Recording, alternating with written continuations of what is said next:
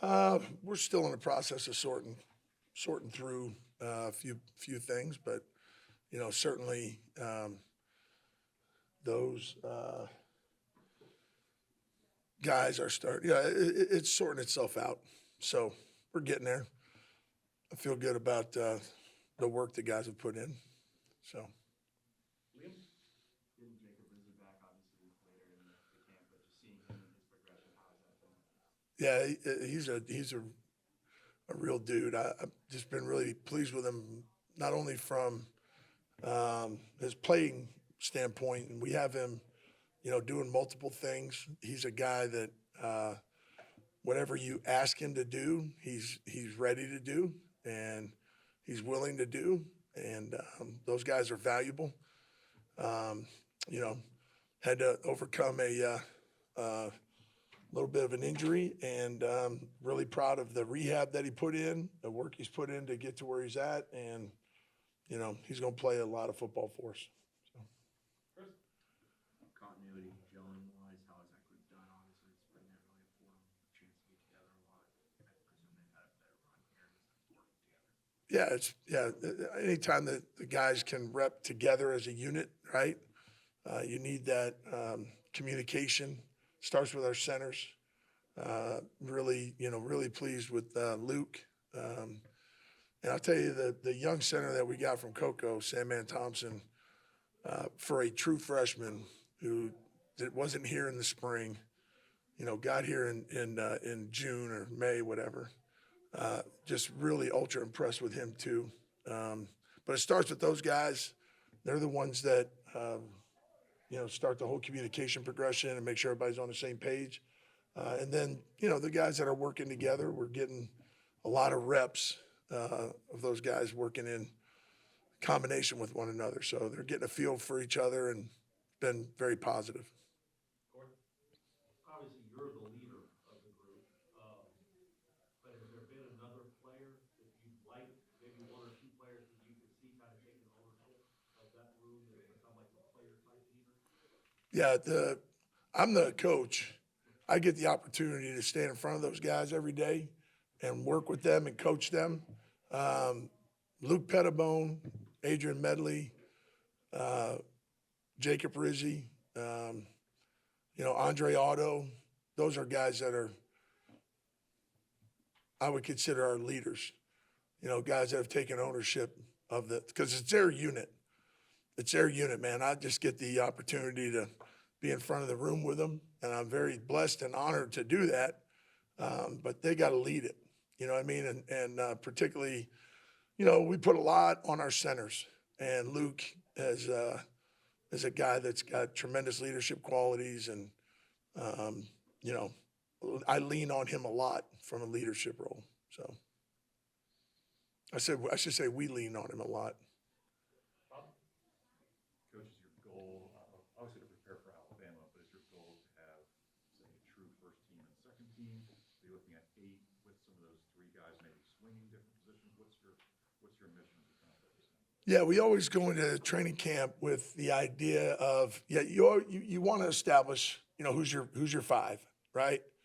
And my history as a coach has been, man, I'm kind of ride or die with those guys, okay? But you have to have 3 tackles that you feel like you can win with. You have to have 3 guards who you feel like you win. You have to have 2 centers, okay? So your goal is, man, I got to, who's my top 8, right? And then those other 3 guys got to be a little bit multiple. Well, when it gets to, what gets hard is when, you're really your number 2 center might be your starting guard. You know what I mean?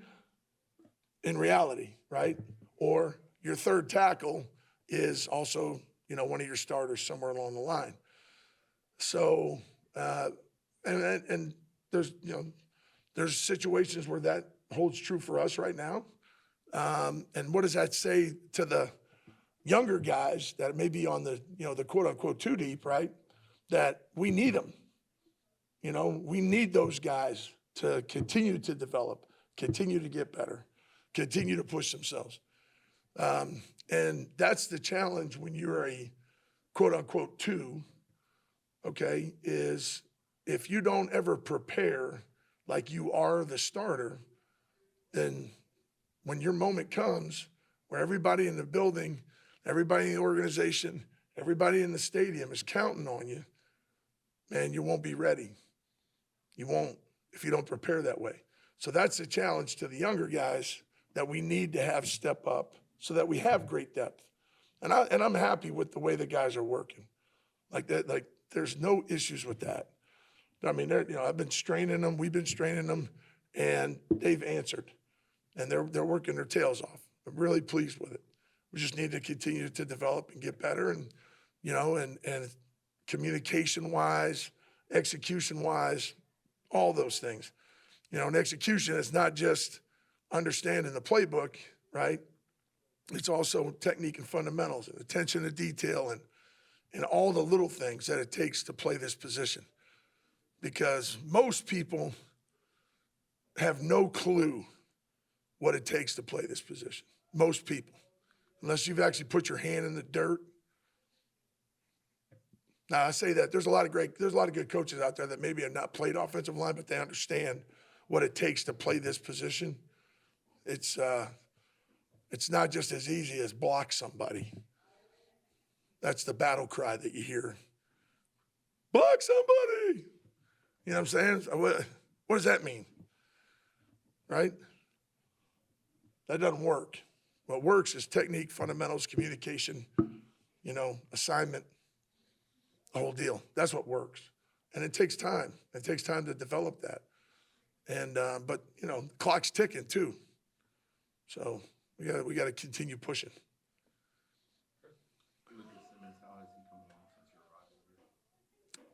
Luke is one of those guys that he's taken great steps forward, and it's always the challenge of the next step, right? Is the biggest step, right?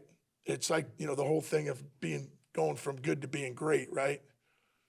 If you're just kind of average, it's actually easier to go to good than it is to go from good to elite. That good to elite step, that's the biggest step that guys have to take. And, that's a challenge that a lot of young players have, but Lucas has made great strides. I talked to him coming off the field the other day, and Lucas is his own worst critic. He's his own worst critic. Like, it's really important to him. Okay, but we're talking coming off the field the other day, and I said, hey, you want to feel good about yourself for a minute? Go in and turn on the first few practices of spring practice, and then turn on practices now and see how much better player you are. And he is. He's a much better player. Is he ready yet? Question's still out there on that. And he knows that. But he's got to get ready. You got to stay ready. So you got to stay ready so you don't have to get ready. You can't get ready on the sideline when all of a sudden it's like, hey, you're in. You know what I mean? It don't work that way. You got to be ready, man. And and sometimes as coaches, we got to be willing to rip the Band-Aid off on guys too. You know what I mean? I remember, the guys that are making like first starts or whatever, like we got a lot of dudes that have a lot of starting experience. They don't have a lot of starting experience together, but they have a lot of starting experience. That's a comfort level as a coach. But when the guy's making his first start, man, you're always like, man, are the wheels going to come off here? Are we good? Well, you know what I mean? And then they got to go out there and prove it. And how do they prove it? They prove it on the game field, but all that proof is done in practice and preparing themselves for that moment. So, yeah, but Lucas has gotten a lot better. Just got to keep moving. You mentioned Andreano. What have you seen from him? And you said he's developed into a leader. I assume that, well, I shouldn't put words in your mouth, but he's part of the 8-man guys, the 8 that you like right now. Yeah, he's in that mix. And but here's what Otto has a great spirit about him of work, okay, of strain, of physicality. It's really ultra important to him. Okay. But is he ready yet? he's one of those dudes that you're like, okay,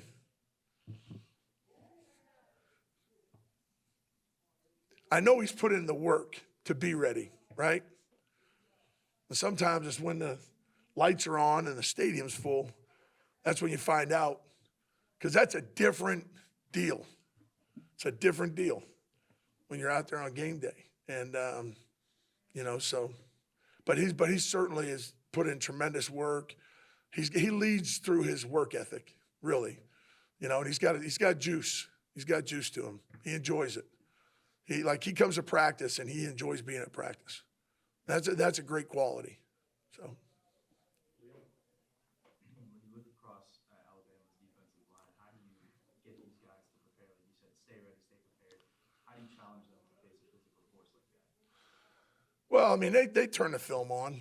They see we got a great challenge in front of us. It's awesome. That's why you're at a place like Florida State too.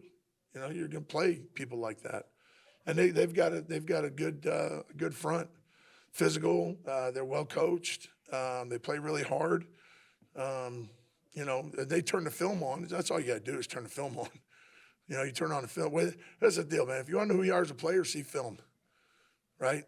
So you turn the film on, it shows up, and they know the challenge that's in front of them. And, we're excited about it. We're excited to get out there next week and in front of our home stands and their home fans and, show all the work that we put in. So, but they understand, what the challenge is. You've been through a lot of preseason camps in your coaching career from a physicality 35 of them. from a physicality standpoint. As a coach, as a player, look at me. I'm still physical. I can get after it. Here we go. Physicality wise, Yeah. how has this camp been just from your viewpoint of 17, 18 years old? Yeah, it's been great. I mean, it's, camp's a grind, man. And it's a physical grind. It's a mental grind. It's an emotional grind. It'll test you in every way. And yeah, this has been a great camp so far in terms of the work that we've put in. And we get to work against some really good dudes, like our defensive line, our defense in general, and the stuff that they present you with, very challenging. So yeah, it's been awesome. Iron sharpens iron. We'll go two more, Corey. Obviously, camps are always a grind. And offensive linemen, by definition, are big, tough, physical guys. Can you get a sense after doing this now for 35 years, 2 weeks out of a game, I'm going to have an offensive line that pushes people around and has the mindset that I want? Or is it something that you only see once the actual game starts that you can really know what kind of offensive line you're going to have? No, I think you want to establish an identity, of who you're going to be and what the expectations are, what the standards are. And that's all, I mean, that stuff goes back to, January when we first started, tour of duty and then spring practice and then the summer work and the stuff with Coach Storms down in the weight room. And all of that is about establishing your identity of who you're going to be. And then you got to put the pads on, you got to go out there on the field and you got to move people. And like I said, we get an opportunity every day to go against, some really, really good defensive linemen. And, we've won our share, they've won their share, which is a good thing, because you learn off of the losses and you try to build off of the wins that you have in practice. I think that we're starting to establish an identity of who we are and what we want to be, which is to be physical up front. I think I said that from the beginning, that we want to be a hard-nosed, physical offensive line that can come off the ball and strike people. And, we're starting to establish that. And obviously it's all that stuff is great. And then you got to do it when the lights are on and when the stadium's full and when the crowd is screaming. You got to go out there and execute and perform at the level that you're capable of. And that's what's exciting about coaching and playing this game. You get to do all that work in practice for very few opportunities during the season. And, so we're excited about the first one for sure. We'll find out a lot about ourselves, but we feel we know a lot about ourselves already, but we'll find out when it's different colored jersey across from you. Aslan, last one. Coach, when you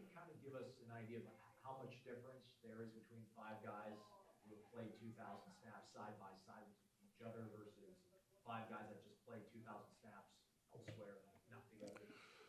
Well, the big thing, if you had 5 guys across the board that have played that minute, which I've, had opportunities where I've had some returning starters, and those guys, they just know each other so well, not just, not like they know each other, hanging out. They know each other on the field. They know how they fit on blocks. They know how they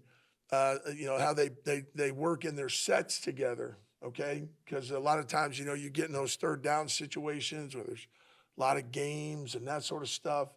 Guys, they just know each other in that regard. So yeah, so if they're all playing together, obviously, man, you're feeling pretty good about where you're at when you have that.